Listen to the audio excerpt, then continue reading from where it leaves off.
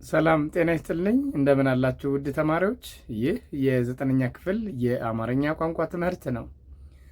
እንደምን ሰነበታችሁ ተማሪዎች? በዛሬው ርዕሳችን ወይም ትምህርታችን ምዕራፍ 2 የሁለተኛው ድምፅ ምስል ወይም ቪዲዮ የምንመለከት ይሆናል። እንግዲህ መልካም ቆይታ እንዲሆንላችሁ እየተመኘው ባለፈው ክፍለ ጊዜያችን ምን እንደተማርን ታስታውሳላችሁ ብዬ ተስፋ አረጋለሁ።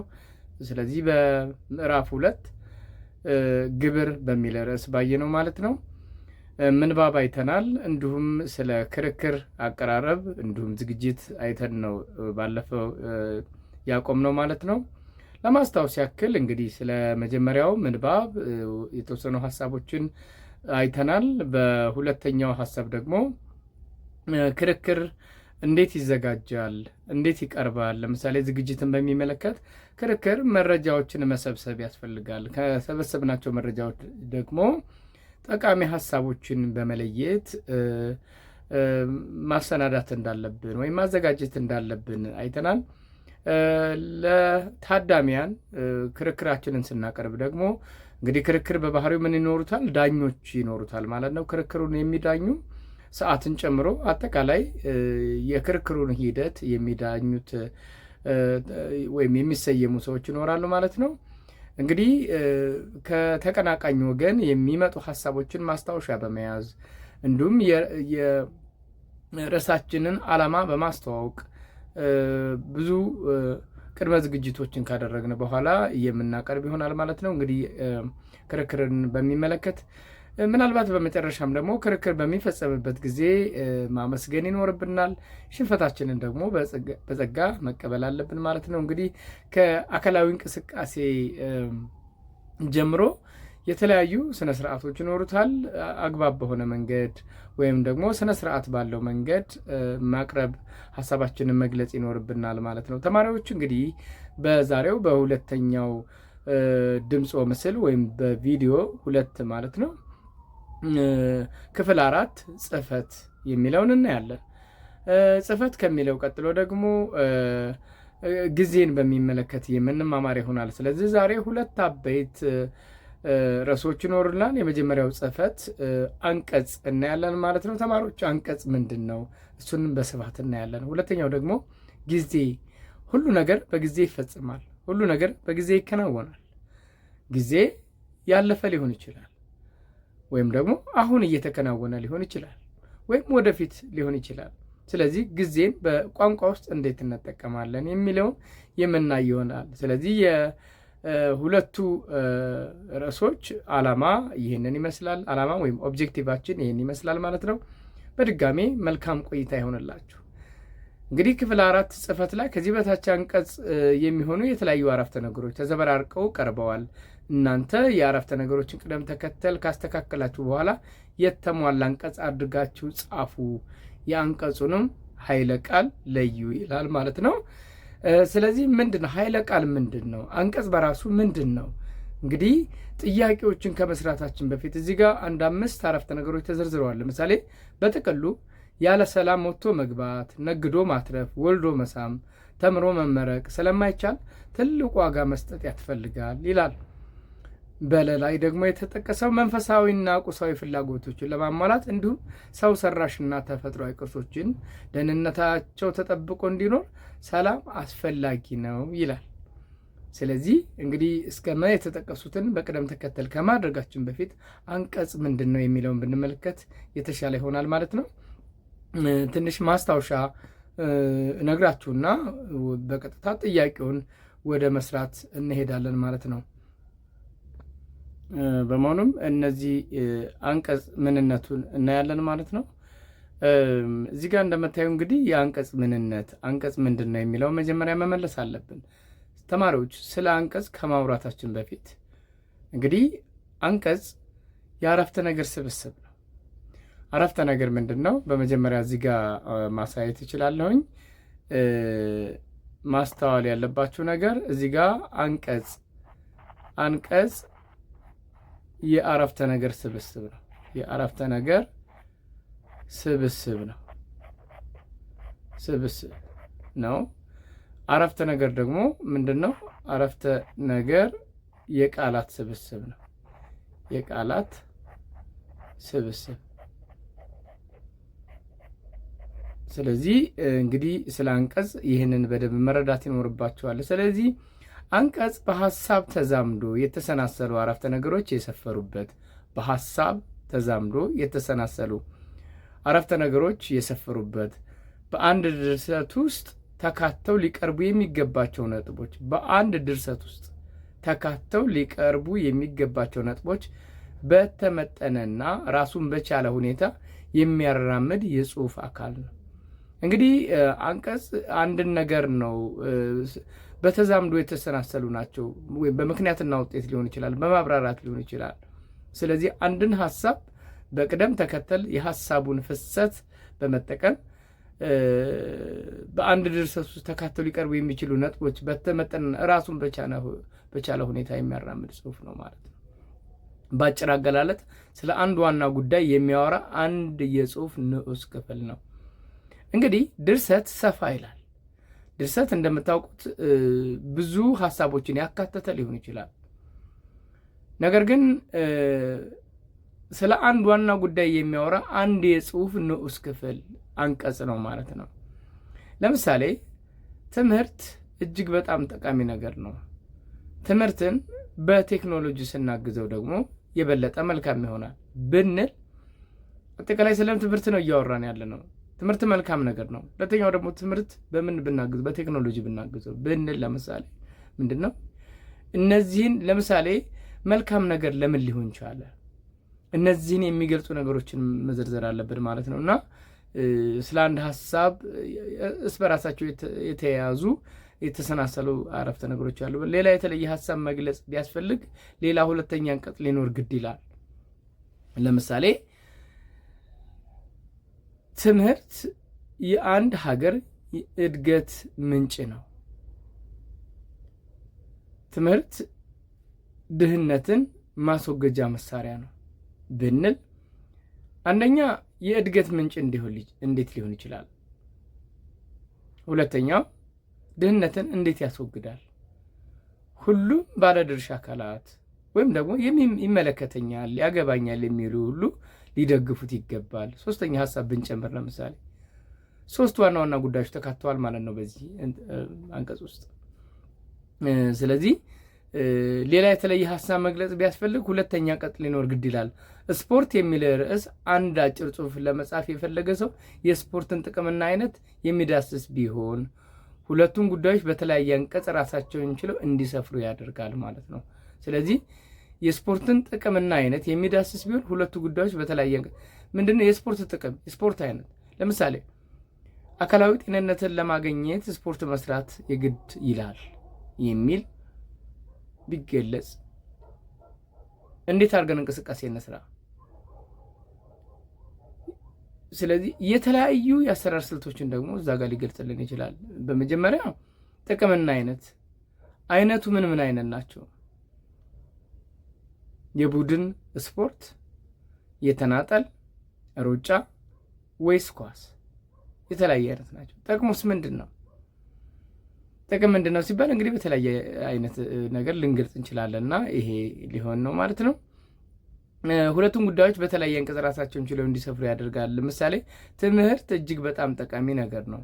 ሰዎች የሚያውቁትን የዚህ ዓለም ምስጢር መረዳትና መጠቀም የሚችሉት በትምህርት ኃይል ነው። የራስን ኑሮ ማሻሻል፣ ህዝብን መምራትና ኑሮን መለወጥ የሚቻለው በትምህርት ነው።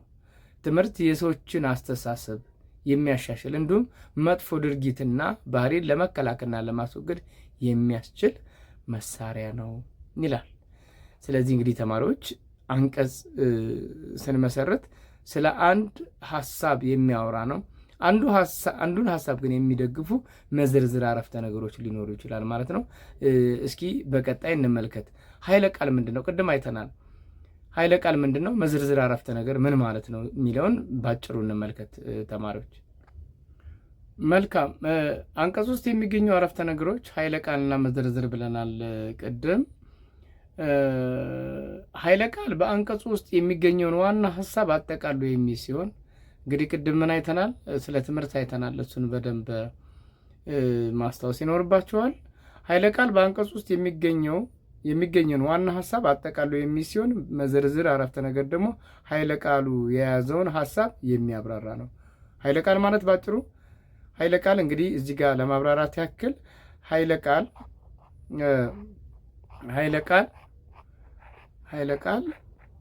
ማለት መንደርደሪያ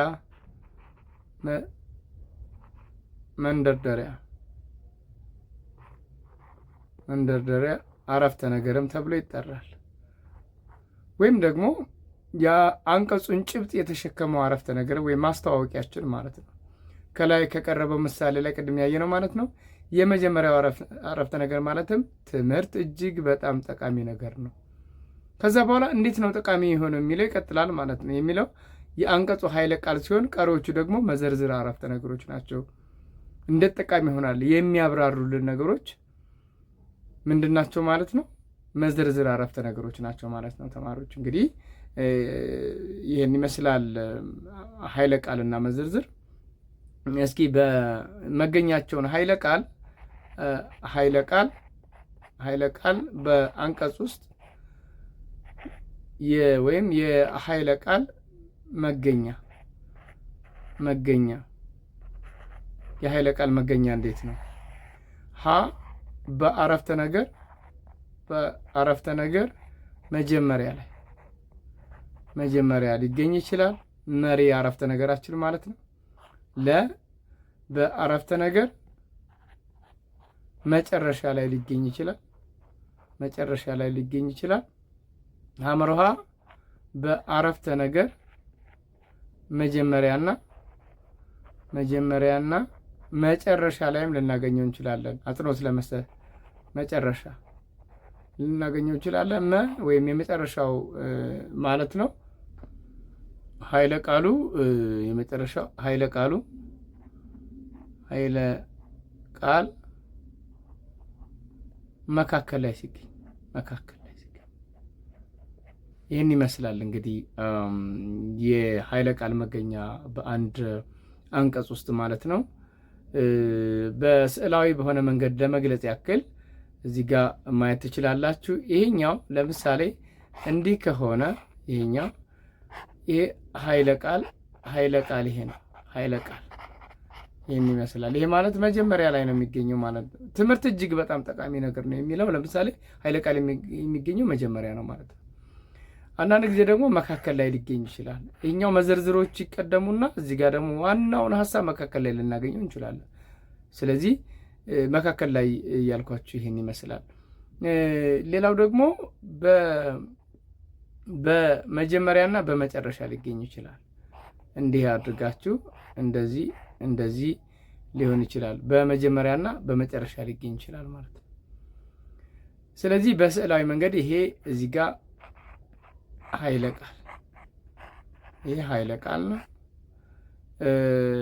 ይሄኛው እዚህ ጋር ያለው ማለት ነው ኃይለ ቃል ነው። የኃይለ ቃል መገኛ ሌሎቹ መዘርዝር ናቸው ማለት ነው። በዚህ አይነት መንገድ ልናደርግ እንችላለን። ይህንን ደግሞ መገልበጥ ነው። እዚህ ጋር የመጀመሪያው እንደዚህ አድርገን እንደዚህ በመጨረሻ ላይም ሊገኝ ይችላል ኃይለ ቃል ስለዚህ ይህንን በደንብ ማስተዋል ይኖርብናል ማለት ነው። እስኪ አንድ ምሳሌ ላንብብላችሁ።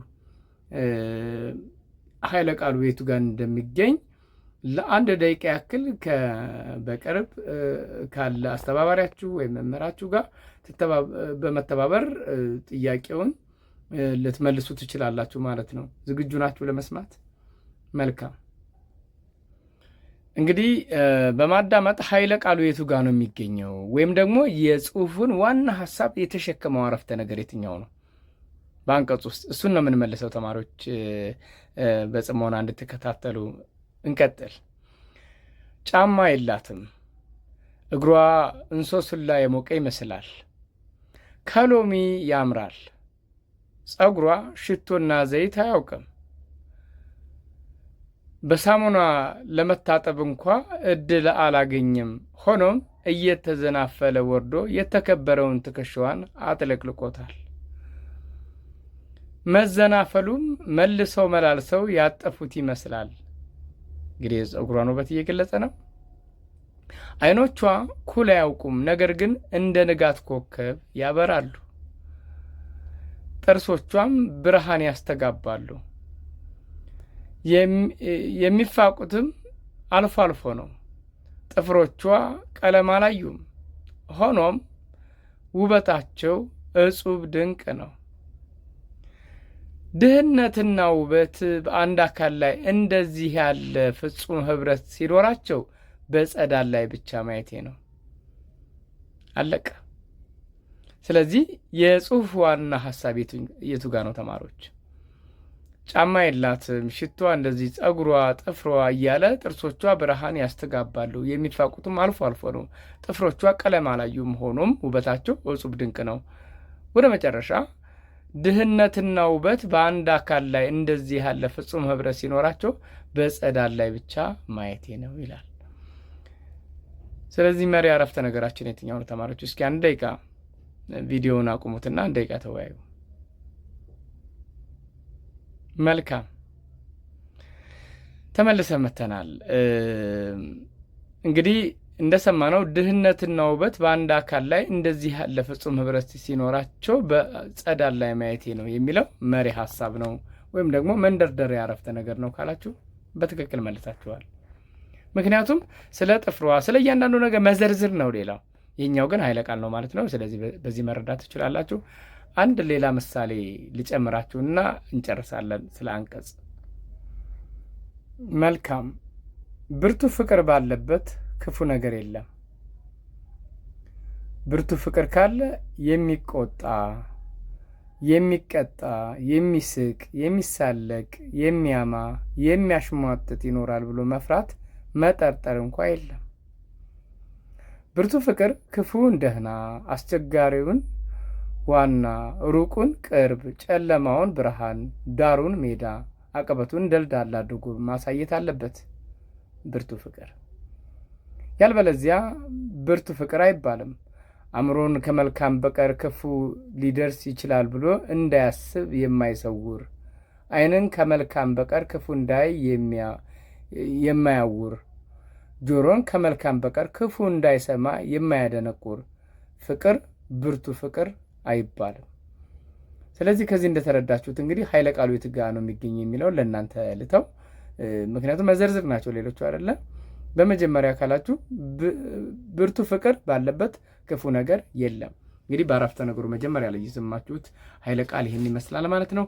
ስለዚህ ስለ አንቀጽ በየእውቀት አላችሁ አሁን ብዬ ተስፋ አረጋለሁ። እናንተ ደግሞ ተለማመዱ ውድ ተማሪዎች። አሁን ከዚህ በታች አንቀጽ የሚሆኑ የአረፍተ ነገሮች ተዘበራርቀው ቀርበዋል። እናንተ የአረፍተ ነገሮች ቅደም ተከተል ካስተካከላችሁ በኋላ የተሟላ አንቀጽ አድርጋችሁ ጻፉ፣ የአንቀጹንም ኃይለ ቃል ለዩ ይላል። እንግዲህ የአንቀጹን ኃይለ ቃል እና መደምደሚያውን ብቻ ነግራችሁና መካከል ላይ ያለውን ደግሞ እናንተ ትጨርሱታላችሁ ማለት ነው። ሰላም ለሰው ልጆች በጣም አስፈላጊ ከሆኑት ነገሮች ውስጥ አንዱና ወሳኙ ነው። ሰላም የሰዎችን ደህንነት ለማስጠበቅና ለቀጣዩ ትውልድ እንዲህ የመሳሰሉት እንግዲህ መሪ አረፍተ ነገሮች የሚመስሉ አሉ። ግን በዋናነት ሀመሮሃ ሰላም ለሰው ልጆች በጣም አስፈላጊ ከሆኑ ነገሮች ውስጥ አንዱና ወሳኙ ነው። ይሄ መሪ አረፍተ ነገሩ ነው ማለት ነው። መሪ አረፍተ ነገሩ ነው። ስለዚህ ቀጥሎ የሚመጣው የትኛው ነው? የመጨረሻውን አሁን እዚህ ጋር መሪ ቃሉ ተደግሟል። በጥቅሉ ያለ ሰላም ወጥቶ መግባት፣ ነግዶ ማትረፍ፣ ወልዶ መሳም፣ ተምሮ መመረቅ ስለማይቻል ትልቅ ዋጋ መስጠት ያስፈልጋል። ይሄ መጠቅለያው ወይም መደምደሚያ ነው። በሌላ አነጋገር ኃይለ ቃል በመጀመሪያና በመጨረሻ ሲመጣ እንደማለት ነው። ስለዚህ ሁለቱን እስኪ በቅደም ተከተል አስቀምጧቸው። ያ ማለት መናለ የትኛው ነው የሚቀድመው ማለት ነው። ስለዚህ እስኪ እናንተ ደግሞ ተወያዩበትና መልሱን የምትሰሩት ይሆናል። አንቀጽን የሚመለከት እንግዲህ ውድ ተማሪዎች ይህን ይመስላል። ሌላው ከአዲስ አበባ ከተማ አስተዳደር ገቢዎች ባለስልጣን የአዲስ አበባ ግብር ወሰንና አሰባሰብ ፕሮግራም ልማት ድጋፍ ክትትል ዳይሬክተር የግንቦት 2011 ሪፖርት ነው ባጭሩ። እዚህ ጋር ሰንጠረዥ ውስጥ ያለውን አንዳንዴ ሰንጠረዥ በማየት መረጃ መመለስ አለብን ማለት ነው። ለምሳሌ በገዢው ተይዞ የሚሰበሰበው ቫት ተጨማሪ እሴት ታክስ ሐምሌ ወር ስንት ነው ተብላችሁ መጀመሪያውን እዩት። እዚህ ጋር መጀመሪያ ላይ ማየት ትችላላችሁ። ስንት ነው ተብላችሁ ብትጠይቁ በማየት የምትመልሱት ነው ማለት ነው። ስለዚህ ይህንን እንግዲህ ሰንጠረጁ ላይ የቀረበው መረጃ ወደ በግራፍ ማድረግ አይ ቲንክ ግራፍ ታውቃላችሁ ብዬ ተስፋ አደርጋለሁኝ። ስለዚህ በግራፍ ላይ ማሳየት ትችላላችሁ። ቁጥራዊ መረጃ መሰረት በማድረግ ቁጥሮቹን ወደ መቶኛ ቀይሯቸው፣ በመቶኛ ወይም በፐርሰንት ማለት ነው። እንደዚህ አድርጋችሁ ልትለማመዱ ትችላላችሁ። ክፍል 5 ቃላት እንግዲህ እነዚህ ቃላቶች አንዳንዶቹ አዲስ ሊሆኑ ይችላሉ። አንዳንዶቹ ደግሞ እናንተ የምታውቋቸው ሊሆኑ ይችላሉ እና ቃላት እነዚህ ቃላት ቅድም ምን ብለናል? ቃላት ተሰብስበው ምን ይፈጥራሉ? አረፍተ ነገር ይፈጥራሉ። አረፍተ ነገር ደግሞ አንቀጽ ይፈጥራሉ ማለት ነው። ቀጥለው እስከ ቀ የቀረቡትን ቃላት በፊደል ተራ ቅደም ተከተል ካስተካከላችሁ በኋላ ፍቾቻቸውን ከመዝገበ ቃላት በመፈለግ ጻፉ። ስለዚህ እንግዲህ የታዘዛችሁት መዝገበ ቃል በመፈለግ ወይም ደግሞ የአማርኛ መዝገበ ቃላት የሚል መጽሐፍ አለ። እንግዲህ በቤተ መጽሐፍት ሊሆን ይችላል፣ በመዋስ ልታገኙ ትችላላችሁ። በዛውም እንድትለማመዱት እሱን ልታደርጉ ትችላላችሁ ማለት ነው። ጨዋ እንግዲህ ጨዋ የሚለው ቁጥብ፣ ትሁት፣ ሰውን አክባሪ የሆነ ሰው ጨዋ ይባላል። በነገራችን ላይ ጨዋ በግዕዙ ሌላ ትርጉም አለው። እሺ እከሌ ጨዋ ነው ከተባለ ለምሳሌ በግዕዝ ወይም በተለይ በክርስትና አማኞች በቤተክርስቲያን አካባቢ ያደገ ሰው አይ ከሌ ጨዋ ነው ከተባለ ምንም አያውቅም ማለት ነው። በቀለም ትምህርቱ ወይም ደግሞ በግዕዝ ወይም ደግሞ በክህነት ሊሆን ይችላል። በተለያዩ የማዕረጋት ውስጥ እምብዛም እውቀት ከሌለው አይ ከሌ እኮ ጨዋ ነው ከተባለ ተቃራኒ ነው። ስለዚህ ጨዋ ስትባሉ በዛ አውድ ከሆነ ትርጉሙ አሉታዊ ነው ማለት ነው። እሺ ስለዚህ ጨዋ ይሄን ይመስላል። የብስ ምንድን ነው? የብስ መሬት እንደማለት ነው አይደለ? የብስ አንዳንዶቹን እንዲሁ እየነገርኳችሁ ልለፍ ብዬ ነው። ገራገር፣ የዋህ፣ እንደው ቁጡነት የሌለበት ሰው ገራገር ይባላል አይደለ? ብራ አጥብቀን ነው የምናነበው። እሺ ብራ ዝናብ የሌለበት ፀሐይ ምንድነው ከዋክብትና ጨረቃ የሚታዩበት ጥርት ያለ ሌሊት ሲሆን፣ ለምሳሌ ክረምት ላይ ዝናብ ይኖራል አይደለ? ከዝናብ ቀጥሎ ደግሞ እንደዚህ አይነት ሰማዩ ጥርት ያለ ከዋክብት የሚታዩ ከሆነ ዝናብ የማይዘንብበት ቀን ብራ ነው ይባላል። ጠበቃ ስለኛ የሚሟገትልን ሰው፣ የሚከራከርልን ሰው ከህግ አግባብ ምን ተብሎ ጠበቃ ነው። ደባ ብዙ ደባ አለ ከተባለ ሴራ፣ ብዙ ተንኮል ያለበት ነገር ደባ እንላለን። አርማ፣ ምልክት፣ መለያ እንደማለት ነው አይደለ? ስለዚህ ዙፋን ያው ለየት ያለ የክብር መቀመጫ ነው። ዙፋን ማለት በተለይ በነገስታት ዙፋን የሚል ነገር እንሰማለን። ነጠፈች ማለት ምንድን ነው? ጡት ወተት መስጠት አቆመች እንደማለት ነው። ነጠፈች ላሟ ነጠፈች ከተባለ ወተት አትሰጥም ማለት ነው። እንዲሁም ለሰውም ሊሆን ይችላል። የእናት ጡት ወተት ለልጅ ነጠፈች ካለን በብዛት ያው ለላም እንዲህ አይነት ነገሮች ነው የምንጠቀመው። በርግጥ ያው ነጠፈች ሲባል ወተት መስጠት አቆመች እንደማለት ነው። እንግዲህ ይሄንን ይመስላል ማለት ነው። ስለዚህ ቃላት በደንብ ማወቅ አለባችሁ ማለት ነው። ስለዚህ ትርጉማቸውን ከዚህ በበለጠ ደግሞ ቃል በቃል ተመሳሳያቸውን ከመዝገበ ቃላት ልትፈልጉ ትችላላችሁ ማለት ነው። ውድ ተማሪዎች በተራ ቁጥር 1 ላይ የቀረቡትን ቃላት ፍች የሚያመለክቱ አረፍተ ነገሮች ስሩባቸው። ለምሳሌ እዚህ ጋር ከተጠቀሱት አንዱን ወስዳችሁ አረፍተ ነገር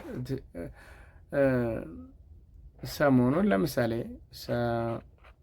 ሰሞኑን ብራ ስለሆነ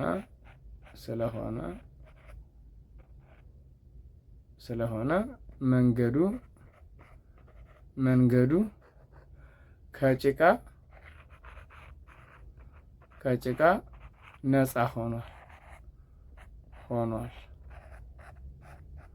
ብትሉ ምንድነው ይሄ ማለት ነው? ብራ ዝናብ ስለሌለ ማለት ነው። ያው ዝናብ ሲኖር ነው ጭቃ የሚኖረው አይደል? ስለዚህ ይሄንን በዚህ መንገድ ማየት ትችላላችሁ። በቀጣይ እንግዲህ ሰዋሰው ክፍል 6 ሰዋሰው የሚለውን እንመለከታለን ማለት ነው ተማሪዎች። ሰዋሰው ወይም በአማርኛው ይሄ ሰዋሰው የሚለው በእንግሊዝኛው ስንመለከተው ወይም ግራመር የሚለውን ማለት ነው። በእርግጥ የአማርኛው የጊዜ ስሌትና የእንግሊዝኛው ትንሽ ይለያል።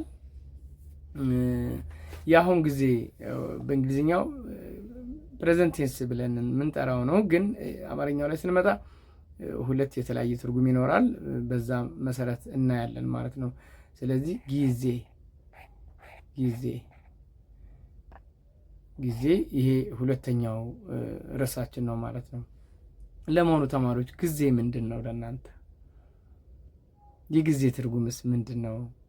ጊዜን እንዴት ትጠቀማላችሁ? እንዴት ታዩታላችሁ? የሚለውን ነገር በደንብ ማስተዋል ያስፈልጋል።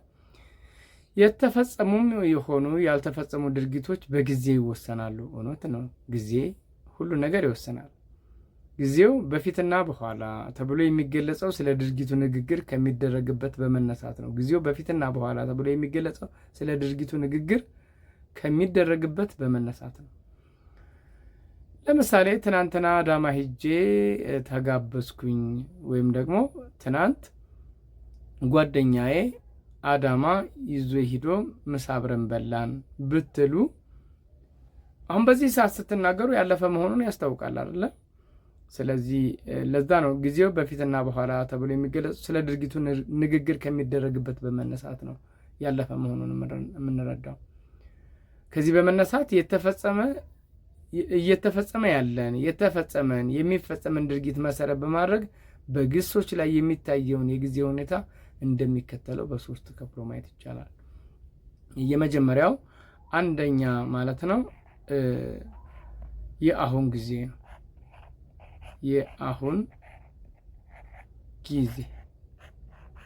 የአሁን ጊዜ ነው።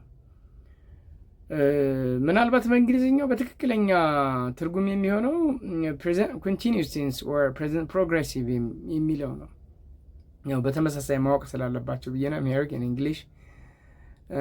ስለዚህ የአሁን ጊዜ፣ ሁለተኛው የኃላፊ ጊዜ ነው። ሶስተኛው ደግሞ የትንቢት ጊዜ የሚለው ነው ማለት ነው። በመሆኑም የአሁን ጊዜ አንድ በአሁኑ ጊዜ በመፈጸም ላይ ያለ ድርጊት ወይም ሁነት የሚገልጽ የጊዜ አይነት ነው። ለምሳሌ በዚህ ሰዓት እያወራን እናንተ ምን እያደረጋችሁ ነው? እየተማርን ትላላችሁ አይደል? እየተማርን እንዲህ እያደረግን ካላችሁ አሁን ጊዜ ነው። አሁን የሚባለው አንድ ሰው ስለ አንድ ድርጊት ንግግር የሚያደርግበት ጊዜ ነው። ያ አሁን ግስ እየ የሚል ምዕላት ሲያስቀድምና ነው የሚል ረዳት ግስ ሲያስከትል ነው። እየ ይሄ ምዕላድ ማለት ምንድን ነው? ምዕላድ የአሁን ግስ ምዕላድ ምንድን ነው? ቀጥያ፣ ሌላ ስሙ ቀጥያ እንደማለት ነው። ቀጥያ ወይም በእንግሊዝኛው ሰፊክስ የምንለው ማለት ነው። ፕሪፊክስ እና አፊክስ ተምረናል። ቀድሞ የሚመጣ ከሆነ መጀመሪያ ላይ የሚገባ ከሆነ ፕሪፊክስ፣ መጨረሻ ላይ የሚገባ ከሆነ ሰፊክስ። በአማርኛ መካከልም ላይ ሊገባ ይችላል። በነገራችን ላይ ቅጥያ ለምሳሌ ትልቅ፣ ትላልቅ መሀል ላይ ነው የሚበዛው ቅጥያው ማለት ነው። ይህ ሆኖ እየ የሚል እና ነው የሚል ረዳት ግስ አለው። ለምሳሌ ምሳዬን እየበላሁ ነው። 4 ነጥብ። ምሳዬን እየበላሁ ነው። ልጁ እያጠና ነው። መኪናው እየተንቀሳቀሰ ነው። ቤቱን እያጸዳሁ ነው። አያችሁት? ነው የሚል ረዳት ግስና እየ የሚል ወይም ደግሞ ድርጊቱ ላይ እየ የሚል ያው ድርጊት ወይም ግስ ታውቃላችሁ። አጠና ነው አይደለ? ዋናው ቃል እያጠናሁ፣ እየሄድኩ፣ እየበላሁ፣ እየጠጣሁ፣ እየሰራሁ የሚሉ ምንድን ናቸው ማለት ነው? የአሁን ጊዜ ናቸው ማለት ነው ተማሪዎች። ስለዚህ ይህን በደንብ ማስተዋል ይኖርባቸዋል። በመቀጠል የኃላፊ ጊዜን የምናይ ይሆናል። እንግዲህ ይሄ ግልጽ ነው ብዬ ተስፋ አረጋለሁ። ሁለተኛ ላይ እንሄዳለን። ሁለተኛ ወይም ተራ ቁጥር 2 የኃላፊ ጊዜ የኃላፊ ጊዜ የኃላፊ ጊዜ የኃላፊ ጊዜ እንግዲህ በሁለት ነው የሚከፈለው። የኃላፊ ጊዜ አንድ ድርጊት ከአሁን በፊት ተፈጽሞ ያለቀ መሆኑን የሚገልጽ የጊዜ አይነት ነው። አንድ ድርጊት ከአሁን በፊት ተፈጽሞ ያለቀ መሆኑን የሚገልጽ የጊዜ አይነት ነው። ኃላፊ ጊዜ የዋህ ኃላፊና የቅርብ ኃላፊ ተብሎ ይጠራል። ስለዚህ ጠቅለል ስታደርጉት እዚህ ጋር የኃላፊ ጊዜ አንድ ድርጊት ከአሁን በፊት ተፈጽሞ ያለቀ ከአሁን በፊት የተፈጸመ ነው ማለት ነው።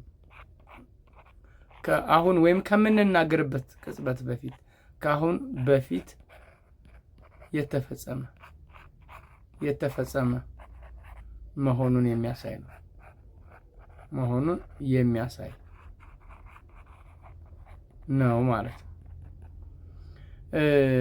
በሁለት እንከፍለዋለን። አሁን እንደተነጋገርነው የመጀመሪያው የዋህ ኃላፊ ነው። የዋህ ኃላፊ የምንለው ነው። ሁለተኛው ደግሞ ብለን ብናየው እዚህ ጋር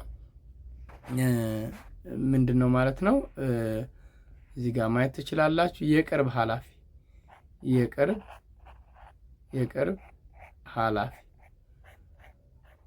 ኃላፊ።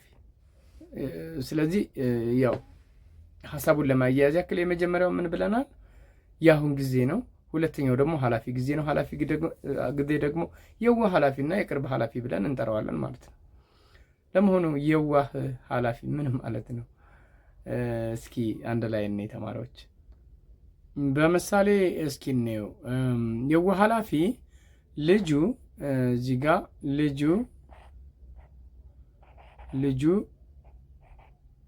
የ12ኛ ክፍል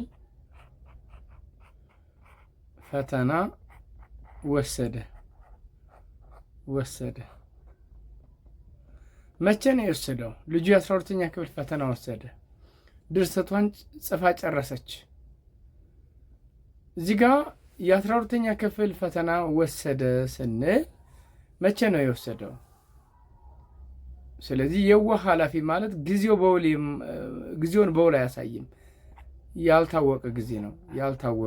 ያልታወቀ ጊዜ ነው ማለት ነው። ስለዚህ ምን ይባላል? የዋህ ኃላፊ ይባላል። ድርሰቷን ጽፋ ጨረሰች። መቼ? አሁን በቅርብ ጊዜ ነው ወይስ ቆይቷል? 1 ዓመት ሆኖታል? 2 ዓመት ሆኖታል? ስለዚህ ጨረሰ ወይም ጨረሰች፣ ወሰደች እች ወይም የሚል ካለው መጨረሻ ላይ የሚል ካለው ይሄ ማለት ነው። መጨረሻ ላይ ይሄንን እላድ በደንብ እዩት፣ ያለበት ነው ማለት ነው። የቅርብ ኃላፊ አንድ ድርጊት ከቅርብ ጊዜ በፊት የተፈጸመ ወይም ድርጊቱ ከተፈጸመ ብዙ ጊዜ ያልቆየ መሆኑን ያመለክታል። ይሄ አል የሚል ቅጥያ ይኖርበታል። አል በደንብ አስተውሉ ተማሪዎች። መጽሐፉን ወስዷል። ምሳውን በልቷል።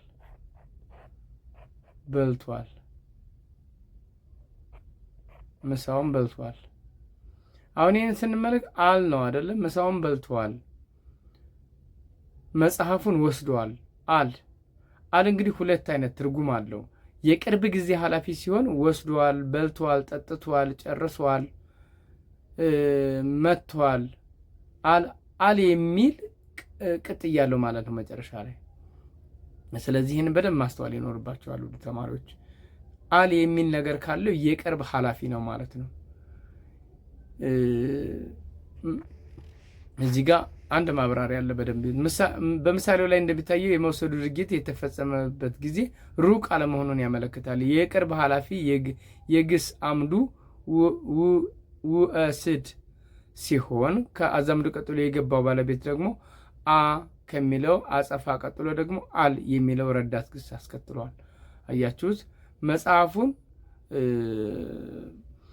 በነገራችን ላይ ወስዷል። ይሄ በስነ ልሳን ጊዜ ወስዷል። ቀለል አድርጌ ላሳያችሁ። ወስዷል። አያችሁት? እዚህ ጋር አናባቢው ምንድን ነው በውስጥ የሚገባው? በነገራችን ላይ አናባቢና ተነባቢ አለ አይደለ? ወይም በእንግሊዝኛው ኮንሶናንት ቫውል የምትሉት ማለት ነው። ስለዚህ ወስዷል። በስነ ልሳን እንደዚህ ነው የምንጽፈው፣ እንደዚህ ነው የምንጽፈው በድምፀት። ስለዚህ እዚህ ጋር እንዳለ ትጽፉታላችሁ ሳድስ ስለሆነ። አሁን ወደ እሷ አንገባም። በእርግጥ እንደው ለማመልከት ያክል ነው ተማሪዎች፣ ምክንያቱም ይሄ ትንሽ ወደ ሌላ ሳይንስ ስለሚወስድ ለማለት ነው። ውእስድ ነው፣ እንደዚህ ነው የሚሆነው በእንትን ስትጽፉት። ስለዚህ ምን ይላል? ከአምዱ ቀጥሎ የገባው ባለቤት ነው አይደለ? ወስዷ አለበት አይደለ? ስለዚህ ስነ ልሳኑን ስትጽፉት ማለት ነው። ከዛ ደግሞ አል የሚል መጨረሻ ላይ አለው። ወስዶ አል የሚል አለው። ባጭሩ አል የሚል ካለው ምንድን ነው? የቅርብ ኃላፊ መሆኑን ያመለክታል። ይህ የጊዜ አይነት በቦዝ ግስ ቅርጽ አል የሚለውን ረዳት ግስ በቦዝ ግስ ወይም ጥገኛ በሆነ እንትን የሚያስከትል ነው ማለት ነው። አላለው መጨረሻ ላይ ማለት ወስዷል፣ በልቷል፣ ጨርሷል፣ ጽፏል። በቅርብ ጊዜ ምናልባት እንደው ካፍታ በፊት ለምሳሌ ከደቂቃዎች በፊት የተፈጸመ ሊሆን ይችላል፣ ከሰከንድ። ስለዚህ የቅርብ ኃላፊ ነው፣ የቅርብ ጊዜ ነው ማለት ነው ድርጊቱ። በደንብ አስተውሉ። እንቀጥል። የሩቅ ኃላፊ ሶስተኛው የሩቅ ኃላፊ ነው። የሩቅ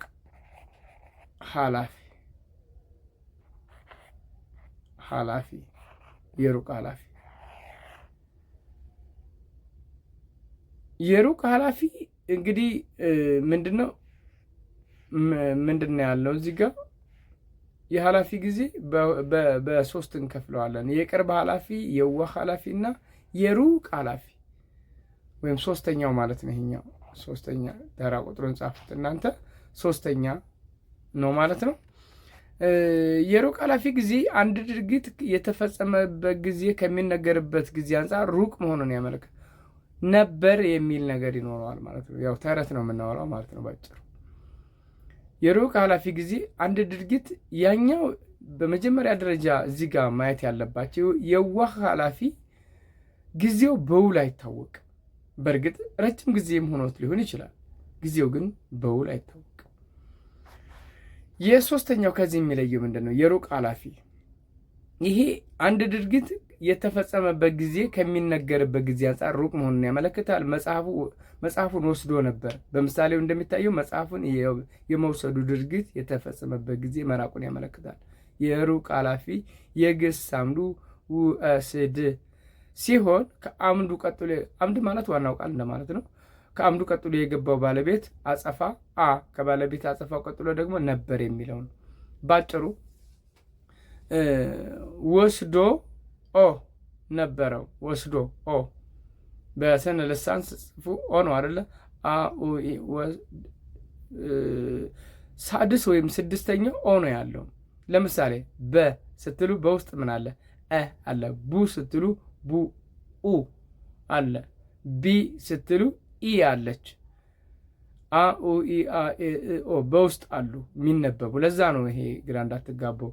ውስድ ወስዶ አለው ድምፁ ማለት ነው። ስለዚህ ለዛ ነው ይህንን ለማብራሪያት ያክል ነው። የሆነ ሆኖ ወስዶ አድርጎ ነበር። ባጭሩ አድርጎ ነበር። ለምሳሌ ወስዶ ነበር፣ እንዲህ ሆኖ ነበር እንደማለት ነው። ይሄ ድርጊትን ነው የሚያመለክተው። ድርጊት የትኛውንም ድርጊት ያመለክታል ማለት ነው። ስለዚህ አንድ ድርጊት ገና ያልተፈጸመና ወደዛ ከመግባታችን በፊት ነበርና አድርጎ ይሄኛውን ሁለቱን ያቀናጀ ነው ማለት ነው። አንደኛ አድርጎ ነበር፣ ወስዶ ነበር፣ በልቶ ነበር። ይህንን በማያያዝ ይሆናል ማለት ነው ተማሪዎች። ስለዚህ ምን ተብሎ ይጠራል? የሩቅ ኃላፊ። ልጅቱን አግኝቷት ነበር። ፈተናውን አጥንቶ ነበር። ሩቅ ነው ግን አልተሳካለትም ልትሉ ትችላላችሁ። ሶስተኛው የትንቢት ጊዜ ነው። ይሄ እንግዲህ ሶስተኛው የጊዜ አይነት እዚህ ጋር ተማሪዎች አንደኛው ምን ብለናል? የአሁን ጊዜ ነው አስታውሱ። ሁለተኛው የኃላፊ ጊዜ ነው። ሶስተኛው ደግሞ የትንቢት ጊዜ ነው። ይሄ የትንቢት ጊዜ የምንለው አንድ ድርጊት ገና ያልተፈጸመና ወደፊት የሚፈጸም መሆኑን ያመለክታል ማለት ነው። አንድ ድርጊት አልተፈጸመም፣ ወደፊት በምሳሌው እንደሚታዩ መጽሐፉን የመውሰዱ ድርጊት ገና ያልተፈጸመ፣ የመውሰዱ ተግባር ወደፊት የሚከናወን መሆኑን ያመለክታል። ግሱም የባለቤት አጸፋ ውእስድ የሚለውን ያው ቅድም ያየነው ነው። አልና መጀመሪያ ላይ ይኖራሉ። መጀመሪያ ላይ ከዛ አል መጨረሻ ላይ ይኖራል ማለት ነው። ይበላል፣ ይጠጣል፣ ይወስዳል፣ ያደርጋል፣ ያገኛል፣ ይገናኛል። እነዚህ መጽሐፉን ይወስዳል። ለምሳሌ ወደፊት ነው አይደለ? የትንቢት ጊዜ ነው፣ ወደፊት ነው የሚከናወነው። ስለዚህ አል የሚለውን ረዳግስ አካቶ ይዘዋል ማለት ነው። ስለዚህ የሩቅ እዚች ጋር መጻፍ ትችላላችሁ። የትንቢት ይሄ የትንቢት ጊዜ ይህን ይመስላል ማለት ነው። ለምሳሌ እዚህ ጋር ይቅርታ የመጨረሻውን ስናይ እንግዲህ ፕሬዲክት ማድረግ ነው። እንዲህ ይሆናል፣ ፊውቸር ነው ማለት ነው ባጭሩ። እሱን በደንብ እንድታዩት ነው። እንግዲህ ይሄ የተወሰደው ባየ ኢማም 2000 ዓመተ ምህረት የአማርኛ ሰዋስው ላይ ተሻሽሎ የተወሰደ ነው። ይህንን እንደ ምንጭ ተጠቅሟል ማለት ነው መጽሐፋችሁ። መልካም እንግዲህ ጥያቄዎችን እናያለን ማለት ነው። ቀጥሎ የቀረቡት አረፍተ ነገሮች በየትኛው የጊዜ አይነት እንደቀረቡ እዚህ ጋር ማለት ነው እንደቀረቡ ግለጹ ነው የሚለው። የኢትዮጵያ መድን ድርጅት የስራ አመራሮች ቀጣይ ሳምንት ስብሰባ ያደርጋሉ። በየትኛው የጊዜ አይነት ነው የሚለው እንግዲህ አንደኛ ላይ እየተገለጸው ማለት ነው። ቅድም በተማራችሁት መሰረት መመለስ ትችላላችሁ ማለት ነው። የኢትዮጵያ መድን ድርጅት የስራ አመራሮች ቀጣይ ሳምንት ስብሰባ ያደርጋሉ። ቀጣይ ሳምንት በእርግጥ የጊዜም አመልካች አለው አይደለ? ስብሰባ ያደርጋሉ። ይሄኛው ምንድን ነው? የትንቢት ጊዜ ነው ማለት ነው። ይሄኛውን ስትመለከቱ እንግዲህ የመጀመሪያውን ስናይ ያደርጋሉ።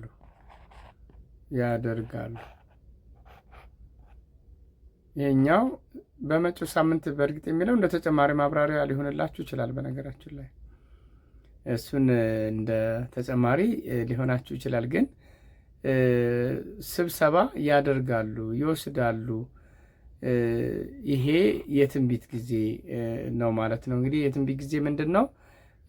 አንድ ነገር ወደፊት የሚከናወንበት ጊዜን አመልካች ነው ማለት ነው። ስለዚህ ይህንን በደንብ ልታዩት ይገባል። የትንቢት ጊዜ ይሆናል። የትንቢት ጊዜ ይሆናል ማለት ነው። ወደ ሁለተኛው ስንመጣ ወደ ሁለተኛው ጥያቄ ቁጥር 2 ስንመጣ ማለት ነው በደንብ በሁለተኛው እዚህ ጋር ምን ይላል? ባለፈው ክረምት በአብዛኛው የሀገራችን ክፍል ከፍተኛ ዝናብ ዝናብ ነበር። መቼ? ባለፈው ክረምት። ጊዜው በእርግጥ ተጠቅሷል አይደለም? ምንድን ነው የሚሆነው? ያለፈው ክረምት የኃላፊ ጊዜ ነበር ነው አይደል የሚለው። ግን ምን አይነት ኃላፊ ጊዜ? የዋህ ኃላፊ ነው? የቅርብ ኃላፊ ነው? የሩቅ ኃላፊ ነው? እሱ ነው ትልቁ ጥያቄ የሚሆነው። ስለዚህ ምንድን ነው የሚሆነው? የሩቅ ኃላፊ ነው። ሩቅ ኃላፊ ነው። ሩቅ ኃላፊ ይሆናል። ምክንያቱም ነበር የሚል ነገር አለው፣ እየተረከ ነው አይደለም? ስለዚህ የሩቅ ኃላፊ ነው። የኃላፊ ጊዜ መልሱ ያው የኃላፊ ጊዜ የሚለው የጋራ መልሳችሁ ሊሆን ይችላል። የኃላፊ ጊዜ ግን ኃላፊ ጊዜ ከሚባሉት ደግሞ የትኛው ነው? የትኛው ነው የሚያመለክተው? የሩቅ ኃላፊ ነው የሚያመለክተው ማለት ነው። ጥያቄ ቁጥር 3 በብሔራዊ ቲያትር የስነ ጽሑፍ ውድድር ይካሄዳል። ይ እና አል ነው ሐመርሃ። ስለዚህ ይ እና አል የትንቢት ጊዜ ነው።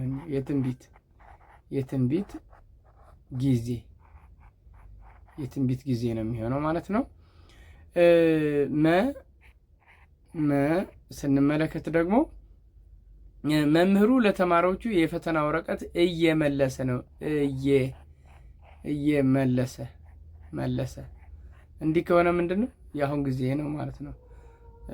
በደንብ ይዩት እዚህ ጋር የአሁን ጊዜ ነው ማለት ነው። የአሁን ጊዜ በደንብ ካያችሁት ብለን እንደዚህ አይነት ነገር ካለ በአሁኑ ሰዓት እየተከናወነ ያለውን ነገር ያሳያል ማለት ነው።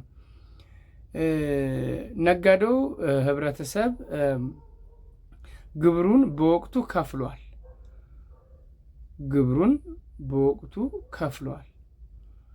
የኃላፊ ጊዜ ነው ይሄኛው። ኃላፊ ጊዜ ከፍሏል።